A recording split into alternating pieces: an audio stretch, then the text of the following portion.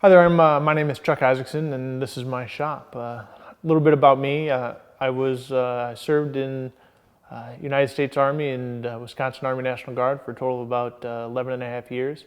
And I was serving in Afghanistan in February of 2007 when I was in a helicopter crash.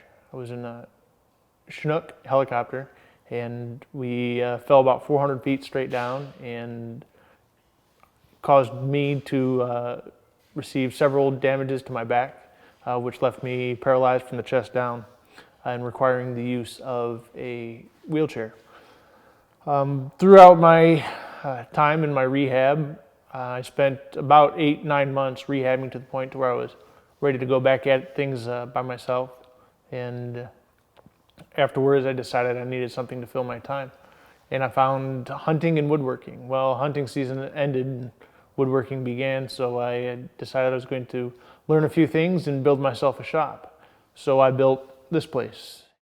This is my shop here. It's attached addition to my garage, and it's about dimensions are 24 by 30, so it's a fairly decent sized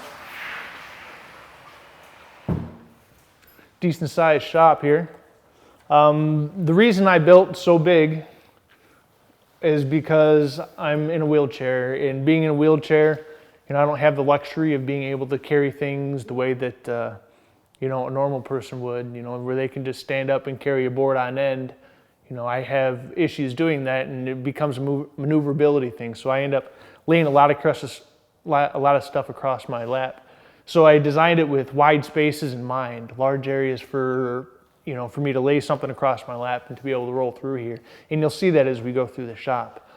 Right when we come in the shop, right here is my main battle station, I guess. I do pretty much everything out of here. I do all my designing, my research, and a lot of just regular interneting.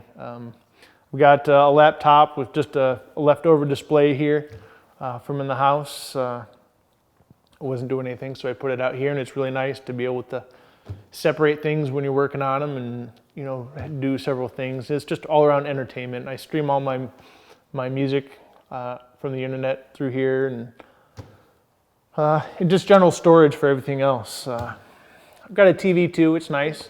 It's a little distracting at times, but it's a comfort.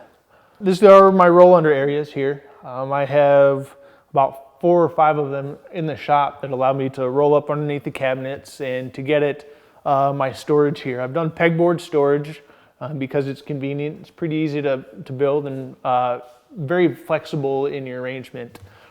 I have 10-foot ceilings in the shop, so everything, lots of ability to use lots of big things, big projects, and all that kind of stuff. But it kind of looks funny because everything's at half height. My reach on a good day, I can reach pretty high, but even some things are out of my reach. So I've designed the shop to be, everything's at my level. You'll find a consistent height with everything, 30 inches on, around 30 inches for all countertops and work surfaces. And then the highest up I go is about 6 foot. So I have lots of room left up on the ceilings, on the walls too. I'll now show you a bit about my workflow.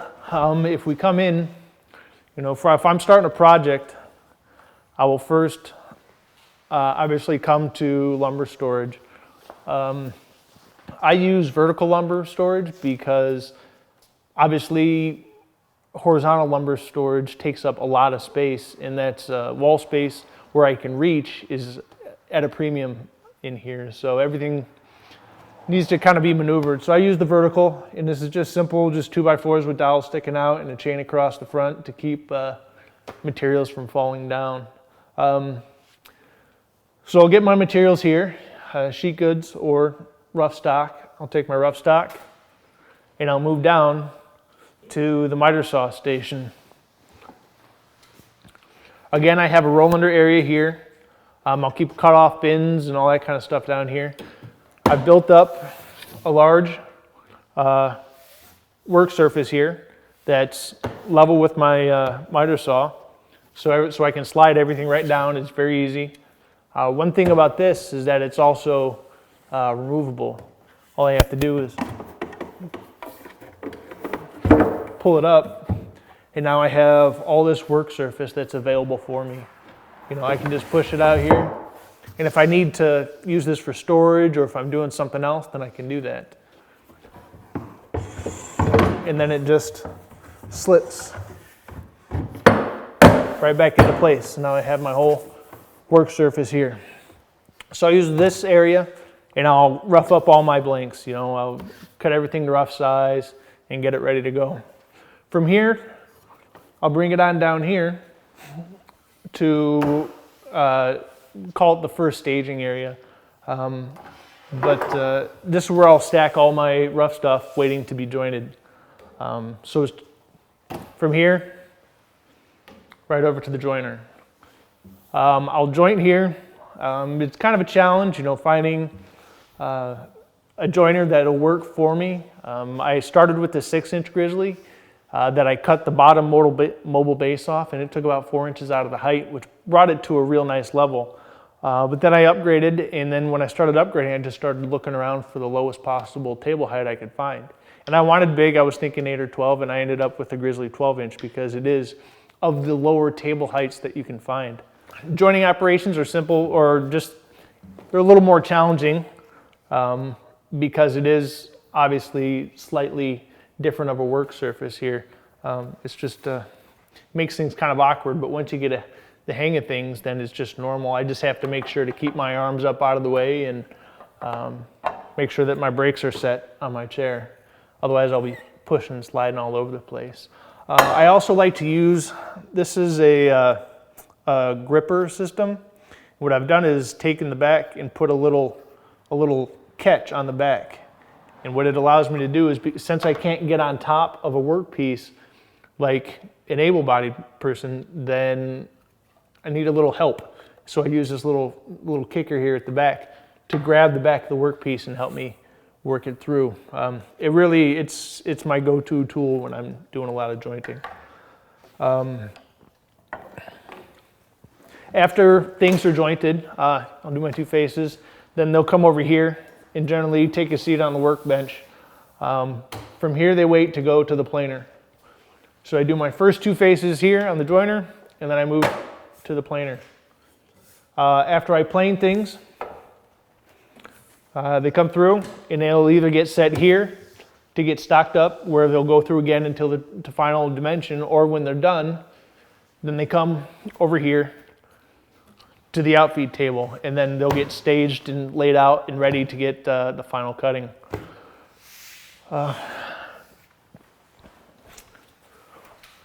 So from there, they're obviously brought over to the table saw, where they'll get the final rip, you know, the final finish, get set to final dimensions, and big outfeed table, lots of support for long boards. I can cut up to 8 foot and have it stay on top of the table it'll stay balanced. I don't have to worry about trying to hold it while the saw is shutting down. So I set it up that way, so I have lots of room and lots of places to hold things. As you can imagine, working with larger stock and larger sheet goods is kind of a challenge. So I kind of just developed a way that works for me to do things, and that would start by I can either do 2 things. I can use in-feed support, but that gets in the way sometimes. If I'm running real big stuff, then I'll set up a table and use it as just a shelf to kind of use for in-feed support. That helps a lot. But if I'm just doing smaller pieces like these, where in-feed support really isn't going to help, what I'll usually do is I'll start the cut, you know, back here, and I'll begin to feed the piece through until I get to the table, and then I just pull myself forward and then continue through with the rest of the cut. So I just kind of, I don't keep the brakes on my chair super tight. They stay tight enough to where it'll hold me in place, but loose enough to where I can still pull myself forward while the brakes are on. So when I go back to pushing again, then I won't get pushed all over the place. One of the issues that you run into is being in a wheelchair is that you just can't, while you're working a piece, you can't just turn and stop and move. It's a complicated process, if you're working on a workpiece, you can't just, stop what you're doing, undo your chair, make your arrangements and all that kind of stuff. So what I do is I usually spend quite a bit of time thinking about how I'm going to make all my cuts to make sure I know how I'm going to work through the workpiece, what I'm going to do when I start getting close to the blade, when I start getting that dangerous area. I'm always thinking about where my hands are in position to the blades. Some people may not think that some of my techniques are the safest, but it's the only choice that I have if I want to do this. So I just take a lot of time. I think through what I'm going to do, make sure that I'm going to have the proper clearances, make sure that I'm going to have the proper areas to maneuver my workpiece, especially when working on a bandsaw. Because if you're cutting curves and all that and doing designs, if you're cutting big circles or whatever you're doing, you just need to think through your whole process of what you want to get done before you begin that process. So this is basically how I do things here in my shop. It's what I do now. It's become a part of who I am and definitely something that I enjoy doing. So thanks for coming with me and taking a tour of my shop.